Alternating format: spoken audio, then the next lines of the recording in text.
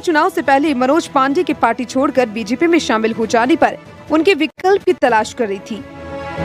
बेशक पार्टी को लोकसभा चुनाव में 37 सीटें मिली है, लेकिन पार्टी महसूस कर रही थी कि यूपी में मनोज पांडे का अपना एक बड़ा आधार रहा।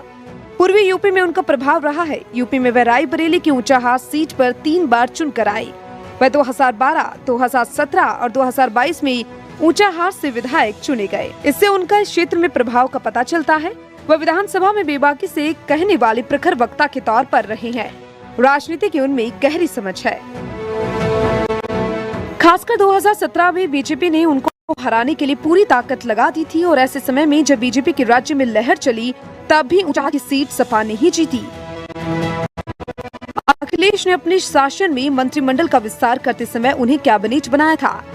ये कहा गया था कि एक समय कांग्रेस रायबरेली, अमेठी जैसी सीटों पर मनोज पांडे जैसे नेता की मदद लेती रही है। सपा कांग्रेस का या तो राज्य में गठजोड़ रहा है या फिर ऐसी स्थितियां बनी हैं कि सपा ने रायबरेली, अमेठी में अपना प्रत्याशी खड़ा नहीं किया।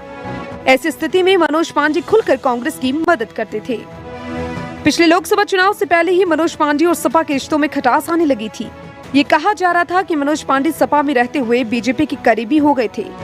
धीरे धीरे स्थितियां बनती गई।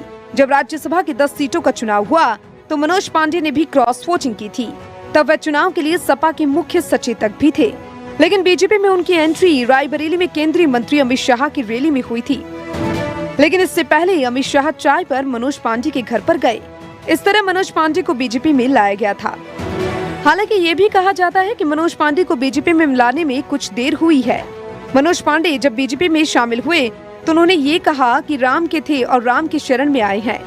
बेशक कांग्रेस के नेता राहुल गांधी ने यह सीट जीती, लेकिन आगे की सियासत में विधानसभा चुनाव सपा मनोज पांडे के प्रभाव को आंक रही है। यही कारण है कि ऐसे